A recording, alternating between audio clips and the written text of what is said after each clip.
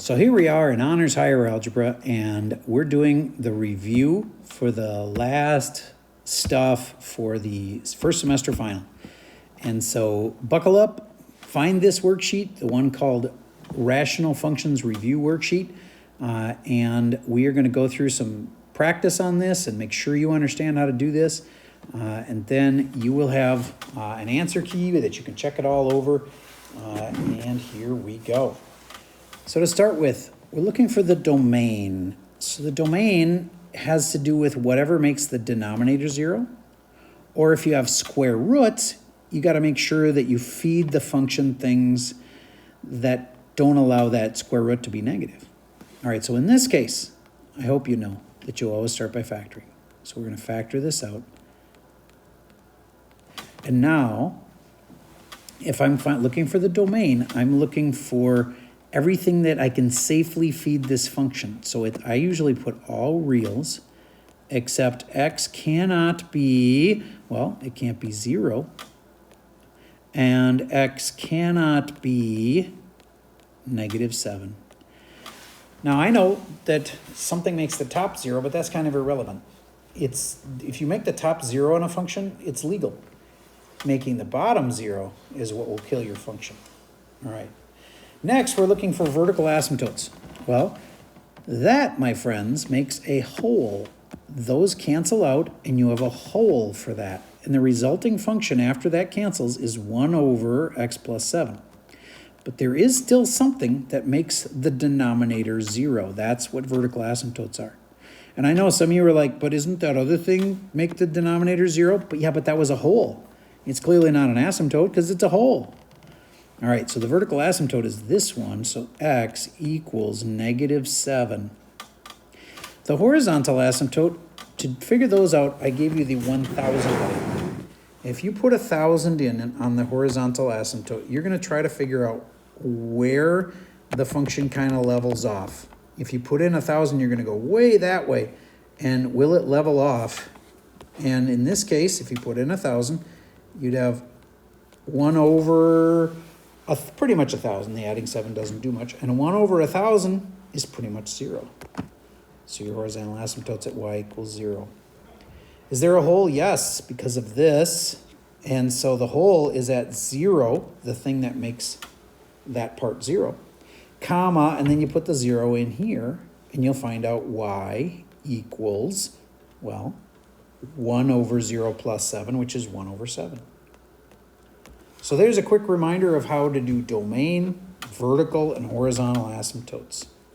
So where does it get more difficult? Well, here we've got to factor out the x, and a lot of people forget then about that x. And then you got to factor it again. A whole bunch of factoring to do. Remember, domain is what you can safely feed the function. So if something kills the function, and this looks to me like it'll probably factor, right? So then there'll be two things that you aren't allowed to feed it, so that all real is except x cannot be this and x cannot be that. The verticals are what makes the bottom 0, but remember, it can't be a vertical asymptote and a hole. If it's a hole, it's a hole, and you'll know because something will cancel on the top and the bottom, and then you'll get your hole. Remember to make it as a point. All right, that pretty much covers this whole page. On. It also covers this whole page. So, boy, they really want you to practice that, don't they? On to this part, graphing them. Now, it says be sure to include any asymptotes. Even though they haven't, asked you to list the asymptotes, you need to find them. So you find the vertical one, which is -4 here. And the horizontal one, do the 1,000 idea. Figure out the vertical and the horizontal asymptote. And then graph a few points on an XY chart. This is the part where I'd like to have the substitute teacher just pause for a second while you guys try to answer number 2A and see if you can graph that. I'll pause. I'll give it a shot. Okay, you should have known that the vertical asymptote was x equals -4. The horizontal asymptote, that's the 1,000 idea. If you put in 1,000 on the top and the bottom, you might just think that it cancels and there's nothing left. That'd be wrong. If you have 1,000 here, that's really 2 times 1,000, isn't it? And this will be 1,000, And again, adding 4 doesn't really do much, neither does the 8. So you can say it's pretty much 2,000 over 1,000, and that cancels, and it means you should have had y equals 2. That's how you find the horizontal, aka the horizontal asymptote. So if it's at y equals 2, it's like this. And then the vertical is at x equals -4, and that's like this. And then usually these kind of look like this, but I don't know for sure until I find some points. So let's find a point. I always put the the vertical asymptote, this one right here, I always put that on my chart and I say it's an A for an asymptote. And then that tells me, well, I should really go at -3 and -5. Now I got to put those into something. So I'm going to go back in and clean this up. And you should find those points by putting in. Uh-oh, I just noticed something. Did you notice this too? This can factor. It's not too late. It doesn't change those other answers. Those other answers are still the same, but notice all of a sudden that there's a hole. It actually does change one of my answers. I'm wrong.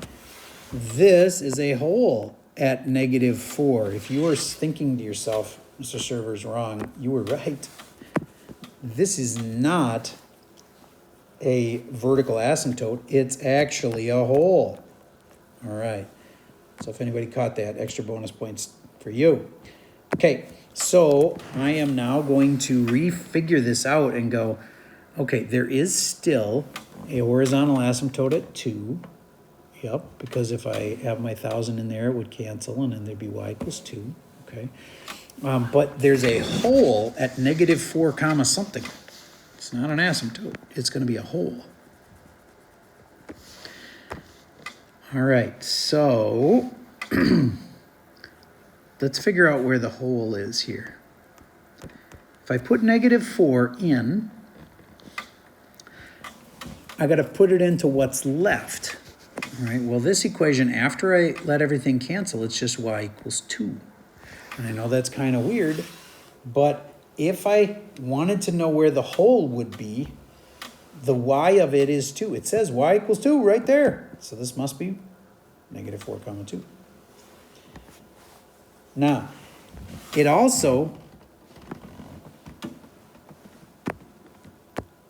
man, this is getting rough. All right, so it also is a line at y equals 2. It's not a horizontal asymptote at 2. It's just a line at 2.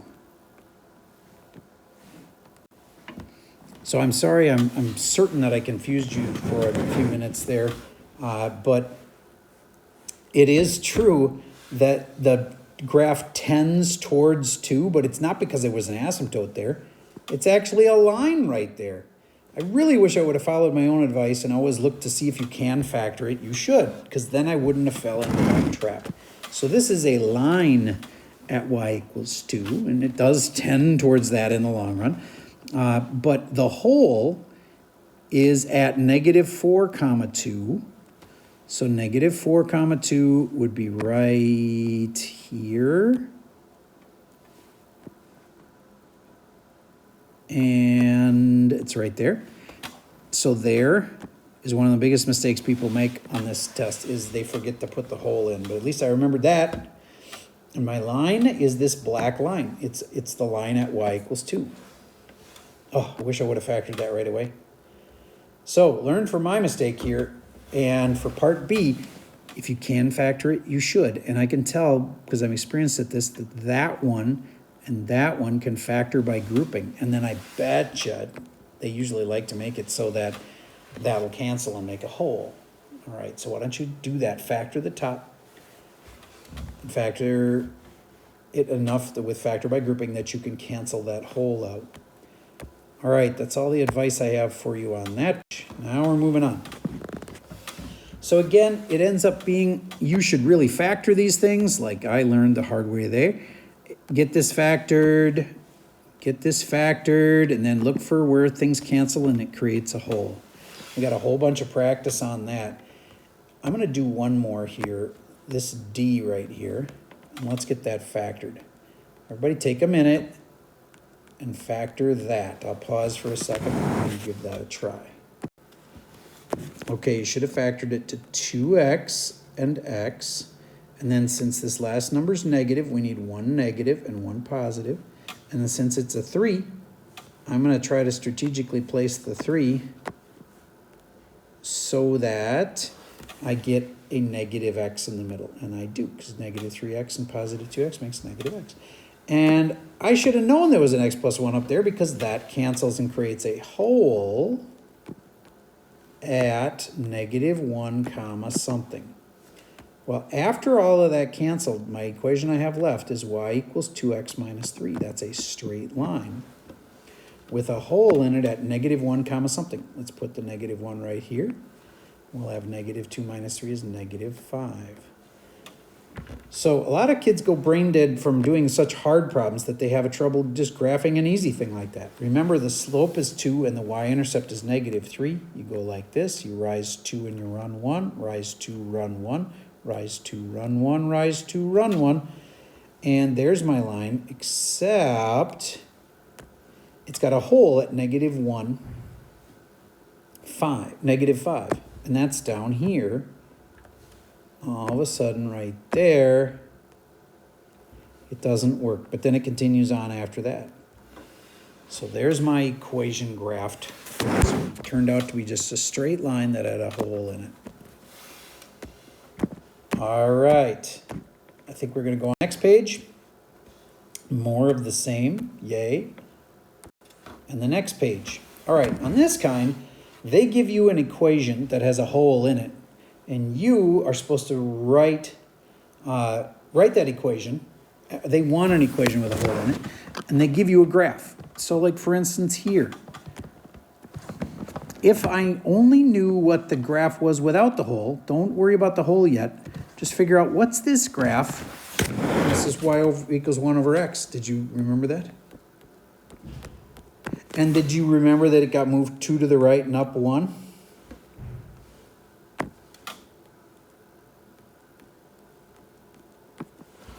Now, I need for this to have a hole in it. This is the time when I go, okay, I got everything except the hole. And the hole is right above the 4. So I want the hole to be at x is 4. So then I would squeeze it in right here. There is more than one way to do this. But I'd put parentheses around what I have right here. I could have put, and it's probably cleaner if I put a little parenthesis on the top and a little parenthesis on the bottom. There. And now for my hole, which is at 4, I'm going to go x minus 4 and x minus 4. There is the right equation for this one. Notice the hole is easy to put in at the end. You just put in one on the top and one on the bottom. All right. How about if it's a straight line, though? Well, act like there's no hole. And then just ask yourself, what's that line? Y equals 3. That's just a line, y equals 3. And then you got to go back and say it over 1 so that it's like a fraction and then put in the holes. I bet you can do that. I'm going to have the teacher pause for a second. And let's see if you can finish this one. We're getting near the end, folks. Stay with me. Okay, I'm back. And to get this hole at 1, I'm going to go x minus 1, x minus 1. And to get this hole here at negative 2, I'm going to do x plus 2 and x plus 2. That's how you write an equation that has holes in it. This one, I know it looks crazy, but it's really not that hard. It's y equals x squared. But then you got to put a hole in it. So you make an equation and stick in the hole. This one, kids that have trouble with these straight lines, I'll give you a hint. It's negative something, and then it's got a y-intercept. Okay? And then you'll just have to put a fraction bar in and add the hole in. There's more to it. I haven't finished it. You have to finish it. Check with your friends or check with a key. Okay, they give you tons of practice on these, which is awesome. I'm happy that you can go try these They're definitely on the final, and then you can go check it against the answer key. And we've made it to the second to last page, getting there. So on this page, the horizontal asymptote is at y equals 0. These are kind of hard. You have to build the equation, and then once you're done building the equation, you look back and make sure, would mine have an asymptote at y equals 0? Would mine have a vertical asymptote at 4? Would mine have a hole at -1? Okay, so I'm going to just use this as a building area over here. So I'm going to say y equals, because you get an equation, you got to start with that. And it says it's a rational function, so right off the bat, I'm going to put 1 over x. That's your basic rational function. Now this, all by itself, would have a horizontal asymptote at y equals 0. No, I know. You do the 1,000 trick, and you end up with 1 over 1,000. And y equals, that's pretty much 0. So yay, it already has the horizontal asymptote right. It wants a vertical asymptote at x equals 4. Well, then put it in. Just say x minus 4 is another thing on the bottom so that there'll be a vertical asymptote at 4. Got a little dark in there. I'm going to rewrite it in red. X minus 4 on the bottom. And then one more thing. It needs to have a hole at -1. So again, you put 1 on the top and 1 on the bottom. And if it's x equals -1, it must be x plus 1. And x plus 1. See how I did that?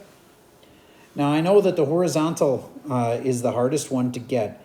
If you want one that has a horizontal asymptote of 3 over 2, then right away I would write it as 3x over 2x. Because you know that when you put in 1,000, you're going to want that to cancel, and then you'll have 3 over 2.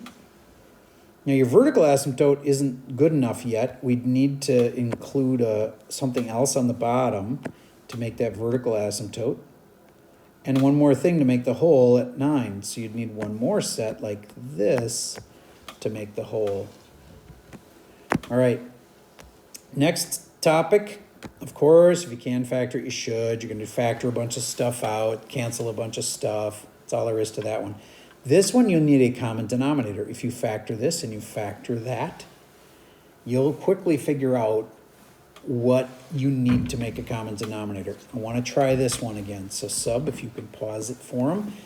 Almost done, ladies and gentlemen. We're on the second to last page. Give this one a try. Okay, I'm back. So I have 7 over factoring this thing plus 8 over factoring this thing. And I bet you there's a plus 1 in here, x plus 1, because then, you know, it'll be in common on both denominators. But we'll see. 3x and x to make the 3x squared. It's got to be pluses, because there's only pluses in the problem. And I'm just going to put the 1 here to make it like I think it probably is going to match like that, right? So I'm going to put the 3 here. Oh my gosh, I could have factored out the 3. Now, it's not illegal to do what I just did, but I could have factored that 3 out and made my life a little simpler. So now I'm going to need to factor it one more time. The 3 comes out and I have x plus 1. And I still have this other x plus 1. Okay, now I need a common denominator. Do they have a common denominator? Well, they have some things in common. They both have this, and they both have this. And that means the only difference is that there's an x plus 1 on the left side that there isn't on the right side. So, of course, we're going to multiply by x plus 1 here and x plus 1 here. Now, there's going to be a tendency for a lot of kids to think, oh, now I have to multiply this all out. No, you don't. Because if you can factor it, you should. Leave it factored. And this has the same denominator. So that's just the denominator. And then on the top, we have 7 plus 8x plus 8. Well, the 8 and the 7 can go together and make 15. So that'll be 8x plus 15. Shouldn't you factor that? Well, actually, you can't. Because there's nothing that's in 8 and in 15. So there's my answer. Why is that any better? Because it's all added together, and you needed to know how to do common denominators. This one also would need common denominators, so I use the technique called multiply by the other denominator.